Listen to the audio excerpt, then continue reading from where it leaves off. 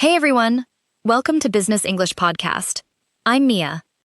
And I'm Alex. Today, we're talking about phrases that seem completely harmless, but can actually damage how people see you at work, sometimes without you even realizing it happened. I don't see them as rude or blatantly offensive remarks. They're often just casual things people say without thinking, but they subtly leave a bad impression on others. And that's really the core idea behind today's whole episode. Workplace communication sometimes isn't just about what you say, it's about how people interpret what you say. The same honest feeling can land completely differently depending on the words around it. Exactly. So we'll go through some of the biggest offenders, why they backfire, and what to say instead that gets your point across without the damage. Before we get into it, quick favor. If you're finding these episodes useful, hit subscribe. It genuinely helps more people find the podcast, and it means we get to keep making more of these for you. All right, let's get into it. So, this was maybe 3 years ago. I was on a project team and things were getting chaotic while deadlines were always shifting, priorities unclear. I could see everyone stretched thin. Oh, stressful environment already. Very. And once in one meeting, someone asked me to take on a task that was pretty clearly outside my role, something the design team should have owned. So I said kind of flatly, "That's not really my job." Oh, in front of everyone? In front of everyone, and I remember the room went quiet for a second, dramatically when I noticed it. My manager just said, "Okay, noted," and moved on, but something in her tone had shifted. What happened after that? Nothing immediate. But a few weeks later, during my review, she brought it up, gently but clearly. She said something like, "I noticed you sometimes push back on tasks in a way that can come across as unwilling to help the team." Ouch, that stings a little to hear. It really did, because in my head I wasn't being difficult, I was just being accurate. It genuinely wasn't my job. But she wasn't wrong either. The way I said it made it sound like I didn't care about the bigger picture. Not like I was just clarifying scope. So the content of what you said was reasonable, but the delivery made it sound worse than you meant it. Exactly that. And what really got me thinking was, if I'd said almost the same thing differently, something like, "I'm currently focused on these priorities, can we loop in the design team for this one?" Nobody would have blinked. Same boundary, completely different reaction. That's such a small change in wording for such a different outcome. Which is really the whole lesson from that experience. It's rarely about whether you're allowed to say no, or push back, or disagree. It's almost always about how you package it. Did your manager say anything else in that review? Or was that pretty much the whole conversation? She actually gave me a really useful reframe. She said, "Think of it like this. Whatever you say becomes the story people remember about you, not the situation itself." That stuck with me more than almost anything else from that job. That's a clean way to put it. The moment passes, but the phrase kind of lives on in people's memory of you. Right, and it's not fair exactly, because obviously people are complicated and one phrase shouldn't define you, but that's genuinely how memory works in a workplace. People remember the sentence, not the context around it. I think a lot of English learners especially run into this, because they translate directly from their first language, and a phrase that sounds neutral in one language can land as blunt or even rude in English workplace culture. And it's not really a grammar mistake either. The sentence is grammatically perfect. "That's not my job." It's a tone mistake, and those are harder to catch than grammar ones, because nobody corrects your tone the way they correct your grammar. That's such a good point. You can study grammar rules in a textbook, but tone almost has to be learned by observing real conversations, or by getting burned once, like you did. Pretty much exactly what happened. So let's actually go through some of these phrases properly, and hear what a smoother, safer version sounds like in a real conversation. Okay, picture this. Two coworkers, Sam and Priya, mid-afternoon. Priya's a bit stressed about a shared project. Hey, do you have a second? I wanted to check on the report section you were handling. Honestly, that's not really my job. I thought Marcus was doing that part. Oh, okay. I might be wrong. I just remember it being assigned to you in the kickoff meeting. Actually, wait, let me rephrase that. I'm currently focused on the budget section, but let me check with Marcus and confirm who's got the report piece. I don't want it to fall through the cracks. That'd be great. Thanks for double checking. No problem. I'll ping him now and update you either way. Appreciate it. Sorry if that came across a bit sharp before. I probably should have double-checked the assignment myself before asking. No, don't worry about it at all. It was a fair thing to flag. I just answered it badly the first time around. Did you catch that? Alex actually catches himself mid-conversation and rewords it in real time. That's such a useful skill on its own, noticing the phrase land badly and immediately softening it. Right, that's not really my job, versus, I'm currently focused on the budget section, but let me check with Marcus. Say almost the same thing, one just sounds cooperative instead of dismissive. And notice the ending too. I don't want it to fall through the cracks. That shows Alex still cares about the outcome, even though it's not technically his task. One more small thing worth pointing out. Priya's response mattered too. Oh, okay. I might be wrong. I just remember it being assigned to you. She stayed calm and didn't escalate, which actually made it easier for Sam to catch himself and correct course. That's true. If she'd snapped back defensively, the conversation probably would have gotten worse instead of better. Staying calm on the receiving end matters just as much as the phrasing on the speaking end. Let's break down a few more of these phrases that feel honest in the moment, but tend to backfire, plus what to say instead. First one, that's not my job, which we just heard. The problem is, even when it's factually true, it can sound like you're refusing to help at all, rather than just clarifying who owns what. Better version, I'm currently focused on blank, but let's loop in blank for this. It gives same boundary, framed as problem solving instead of refusal. And even a shorter backup works well too. If the full sentence feels like a lot at the moment, just, let me check who owns that piece, gets you a similar result without needing to explain your own workload at all. Second, I don't care, even when you mean something more like, either option works for me. I don't care can sound dismissive of the whole conversation, not just neutral about the choice. And this one matters more than people expect, because workplaces care a huge amount about attitude, often more than raw skill. Two people can do equally good work, but the one who sounds engaged, curious, willing, almost always gets better opportunities. Right, I don't care, quietly signals the opposite of that. Even said casually, it reads as, I'm not really invested here, and that impression tends to stick around longer than the actual moment it was said in. Better version, I'm happy with either option, honestly, or either works for me. What do you think? Same neutrality, but it sounds engaged instead of checked out. It's a small swap, but I don't care removes you from the decision entirely, while either works for me keeps you present in it, even while staying neutral. Third, you're wrong, said flatly like that in a meeting. Even if they genuinely are wrong, this phrasing tends to make people defensive immediately, which shuts down the actual conversation. Better version, I think there might be a different way to look at this. Or, I'm seeing it a bit differently. Here's why. Same disagreement. Way more room for actual discussion. And notice both of those still let you be firm. You're not agreeing just to keep the peace. You're just leaving the door open instead of slamming it shut. Fourth, whatever, especially as a one-word response to feedback or a decision. It reads as dismissive or sulky, even if you're genuinely fine with the outcome. Better version, just, sounds good or, that works for me. Barely more words, completely different tone. It's one of the easiest fixes on this whole list, one word swapped for two, and the entire emotional read of the sentence changes completely. Fifth, I already told you that. When someone asks something you've mentioned before, technically accurate, but it can sound like you're annoyed at them for not remembering. Better version, just to recap, I mentioned this earlier, but here it is again, which repeats the information without any implied blame. This one's especially useful in meetings with a lot of people, where it's genuinely normal for someone to have missed something the first time. That's not really a failure on their part.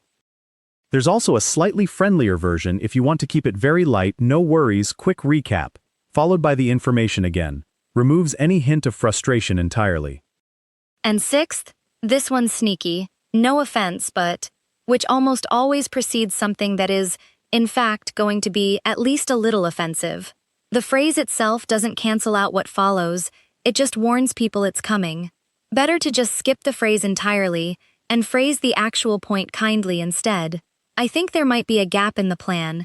Here's what I'm seeing. Honestly, no offense, but almost works like a red flag. The moment people hear it, they brace for impact, which means whatever comes next lands harder than it would have otherwise. One more, a seventh one. I told you this wouldn't work. After something actually does go wrong, even if you genuinely did predict it, saying this out loud in the moment reads as gloating, not helpful. Better version, let's figure out how to fix this now. We can look at what happened afterward. Same underlying knowledge, but focused on the present problem instead of scoring a point. It's tempting in the moment, there's a real satisfaction in being right.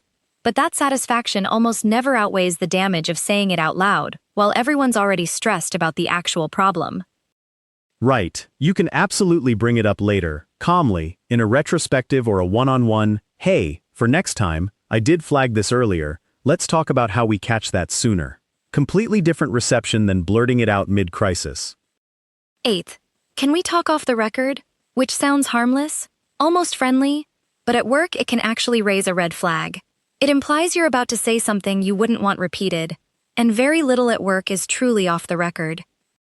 And that's the real risk. If it's about a complaint, a rumor, or a coworker's mistake, the person you're talking to might genuinely want to help, but they may also have their own reporting obligations, especially if you're talking to a manager or anyone in HR. Off the record puts them in an awkward spot they didn't ask for. Better version, if you genuinely need a private conversation, just be direct about the purpose instead. Do you have a few minutes to talk privately about something, rather than framing it as secretive? The difference is subtle, but off the record implies hiding something. Privately just implies discretion, which sounds far more professional. Ninth, I'm interviewing somewhere else, said casually to a coworker. It might feel like harmless honesty, but once it reaches a manager, even secondhand, it tends to change how they see you. Suddenly you're a flight risk, someone who could leave any moment. And that shift is quiet but real. Managers often start trusting you with less, holding back on bigger projects or promotion conversations, because why invest in someone who might be gone in a few weeks? Nobody says any of that out loud. Of course, it's not written down anywhere. It just shows up later as fewer opportunities, less inclusion in long-term planning, that sense that you're seen as temporary, rather than someone worth building a future with at the company. This one doesn't really have a safer version of the same sentence. Honestly, the issue isn't how you phrase it, it's that you're sharing it at all. The advice here is simpler. Just keep your job search private until you're actually ready to resign. And even then, only tell people who genuinely need to know. 10th, and this one's a bit heavier, saying this place is toxic, out loud to coworkers, even if it's genuinely true. Venting about real problems is completely valid, but saying it plainly, at work, to coworkers rather than friends outside work, can come back to hurt you specifically, sometimes even used as grounds to push someone out. Again, this isn't really about finding better wording, it's about who you're saying it to. Save that kind of raw venting for people outside the office, friends, family, your actual support system, not coworkers who might repeat it, intentionally or not. If there's a genuine, serious issue worth raising internally, that's a different conversation entirely, one that goes through HR or a manager directly, calmly, and specifically, not something said out loud in the break room. 11th, everybody agrees with me, especially in a disagreement with a manager or in a meeting. It's rarely provable, and if it turns out not to be true, it damages your credibility badly, on top of making you sound like you're using peer pressure instead of an actual argument. Picture how it plays out if a manager just turns and asks, "Who exactly is everybody?" There's often no good answer ready, and that one moment can undo the whole point you were trying to make in the first place. The advice here is just don't say it. Not because there's a smoother version of the same claim, but because leaning on an unverifiable everyone is risky no matter how it's phrased. Stick to your own perspective instead, or name specific people if they've genuinely said so. 12th, and last one, I know my rights, which can come across as combative fast, even in a completely reasonable situation, like asking about overtime pay or time off. The phrase itself frames the conversation as a legal standoff. Before anyone's even disagreed with you yet, It puts the other person on the defensive instantly, even if they were fully prepared to help. Better version, ask the actual question directly instead of leading with a challenge. Can you help me understand the policy on this? Gets you the same information without opening with confrontation. And if it turns out there genuinely is a problem, you can always escalate calmly afterward. Starting from a place of curiosity almost always gets a better first response than starting from a place of defense. One more general pattern worth noticing across all of these: the better versions almost always include some form of forward motion, a next step, a question, an offer to check something. The risky versions tend to just stop, flat, with nothing else offered. That's such a good observation, actually. "That's not my job" is a dead end. "I'm currently focused on blank, but let me check with blank" keeps the conversation moving somewhere useful. So really, the fix isn't about being less honest or hiding what you actually think. It's just about always leaving a little room for the conversation to keep going afterward. Okay, let's turn this into something practical. We're calling it the filter before you speak method. 3 quick questions to run through in your head before saying something potentially risky. Question 1. Am I blaming someone, even a little? If a sentence points a finger, even subtly, it's worth softening before it comes out. Question 2. Does this sound negative or checked out? Even if I don't mean it that way. Whatever, and I don't care, both fail this test, even when the intention behind them is completely neutral. Question 3. Is there a more constructive way to say this? Almost always yes, and usually it just means adding one small piece, a next step, an alternative, a reason. Blame check, tone check, constructive check. 3 fast questions, and with practice, this starts happening almost automatically, in under a second. Let's actually run one more example through the filter together, just so the process feels concrete. Say a coworker sends you a task with almost no explanation, and your first instinct is to reply, "This doesn't make any sense." Blame check. Does that sentence point a finger? A little. It kind of implies the other person explained it badly. Tone check. Does it sound negative? Definitely. Flat statement. No real invitation to continue. Constructive check. Is there a better way? Something like, could you walk me through the goal here? I want to make sure I'm approaching it right. Same confusion, framed as a genuine question instead of a complaint. Same 3 steps every time, and it works whether the situation is small, like that one, or bigger, like the report situation from earlier. And it connects right back to what we said at the start. It's not really about whether your underlying point is valid, it usually is. It's about whether the delivery lets people actually hear it. Right. Alex's boundary about the report section was completely reasonable. The problem was never the boundary, it was the flat, closed-off way it first came out. Exactly. So the filter isn't about hiding your real opinion, or always agreeing. It's just about choosing the version of your honest point that people can actually receive well. One last thing worth adding. This gets easier with repetition. The first few times you catch yourself, it'll feel slow and deliberate, like Sam pausing mid-sentence in that conversation. Eventually it becomes closer to instinct. And even experienced English speakers do this, native speakers included. Nobody gets every sentence perfectly framed on the first try. The skill isn't never slipping up, it's noticing quickly and adjusting, exactly the way Sam did. It's also worth saying, this doesn't just apply to English learners specifically. Plenty of native speakers say, "That's not my job," or whatever, without thinking, and it damages their reputation just as much. True, so this isn't really a language learning issue at its core. It's a workplace communication issue that happens to matter extra when you're also managing a second language on top of it. Which is a bit reassuring. It means this skill transfers directly. Once you build the habit of filtering in English, it tends to carry over into how you communicate generally, in any language. Let's hear that conversation between Sam and Priya one more time, and see if you can spot exactly where the risky phrase almost slipped out, and how quickly it got repaired. Okay, picture this. 2 coworkers, Sam and Priya, mid-afternoon.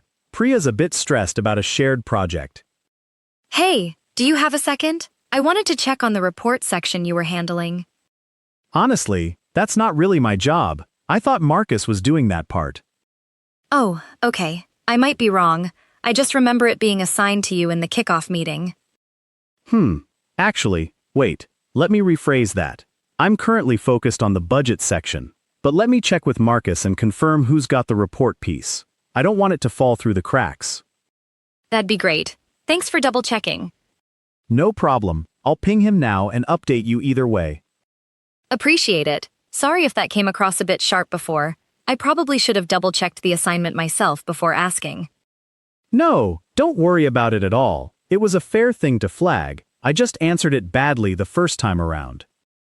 Okay, homework for this week. Think of one phrase you catch yourself saying often, at work or even outside it, and write out a softer, more constructive version using the filter.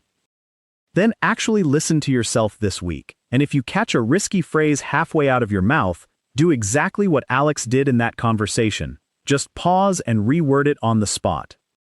Nobody expects you to get it right every single time. Even catching it after the fact and rephrasing counts for a lot. You can even follow up later. Hey, sorry, that came out wrong earlier. What I meant was blank. That kind of follow-up repair is underrated too. It shows self-awareness, which often lands better than if you'd never slipped up in the first place. Nobody expects perfect delivery, they just notice whether you own it afterward. And remember, this isn't about becoming overly cautious or robotic in how you speak either. Plenty of casual, honest conversation at work is totally fine. It's really just these specific phrases, the flat, closed-off ones, that tend to cause real damage. Right. The goal isn't to filter everything you say, just to catch the handful of phrases that consistently backfire, and have a better version ready for those specific moments. And if you've got a phrase you've caught yourself regretting, tell us in the comments. We're genuinely curious what trips people up most. We might build a future episode around the most common ones. All right, that's it for today's episode. Thanks so much for listening. Hi everyone,